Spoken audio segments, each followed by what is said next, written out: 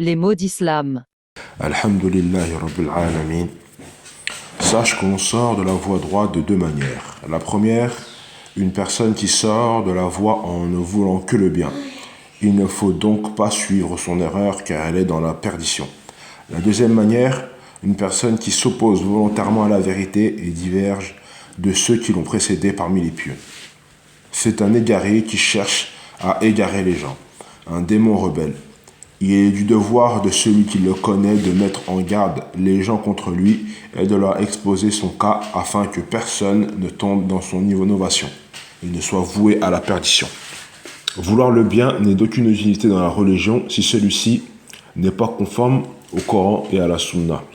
Amr ibn Yahya rapporte, j'ai entendu mon père rapporter de son père que nous avions pour habitude de nous asseoir devant la porte d'Abdallah bin Mas'ud avant la prière de l'aube. Lorsqu'il sortait, nous marchions avec lui jusqu'à la mosquée. Abu Moussa el-Ashari arriva et dit: Abu Abderrahman, est-il sorti ou pas encore? Nous répondit non. Abu Abderrahman, c'est Abdallah bin Mas'ud. Donc il s'assit avec nous jusqu'à ce qu'il sorte. Lorsqu'il sortit, nous nous levâmes tous vers lui et Abu Moussa lui dit: Ô Abu Abderrahman, j'ai vu une chose que j'ai réprouvée dans la mosquée. Mais alhamdulillah, je n'ai vu que du bien. J'ai vu dans la mosquée des petits cercles de gens qui attendaient la prière. Et au milieu de chaque cercle se trouvait un homme. Il avait dans la main de petits cailloux. Et l'homme leur disait: célébrez 100 fois la grandeur d'Allah. Dites Allahu Akbar 100 fois. Célébrez 100 fois l'unicité d'Allah. Dites La ilaha illallah 100 fois. Il le faisait 100 fois. Dites 100 fois Subhanallah. Il le disait 100 fois. Abdallah bin Mas'ud dit: que leur as-tu dit? J'ai répondu, Abu Moussa répondit: je n'ai rien dit en attendant ton avis et ton ordre. Il dit: pourquoi ne leur as-tu pas dit de compter leurs péchés et garanti que rien de leurs bonnes actions ne serait perdu? Puis il se mit en route jusqu'à s'arrêter devant un de ces cercles. Il leur dit: que faites-vous?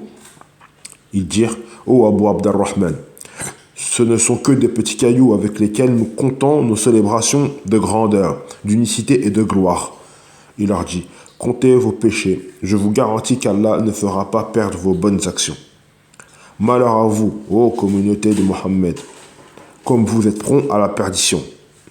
Les compagnons de votre prophète, sallallahu alayhi wa sallam, sont encore avec vous et encore nombreux parmi vous.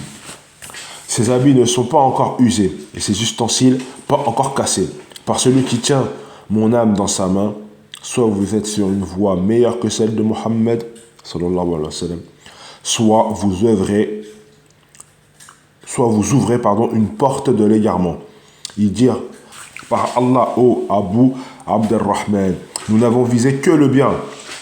Il leur dit: et combien de ceux qui veulent le bien ne l'atteignent pas? Le messager d'Allah sallallahu alayhi wa sallam nous a parlé de gens qui lisent le Coran mais dont la récitation ne dépasse pas leur gorge.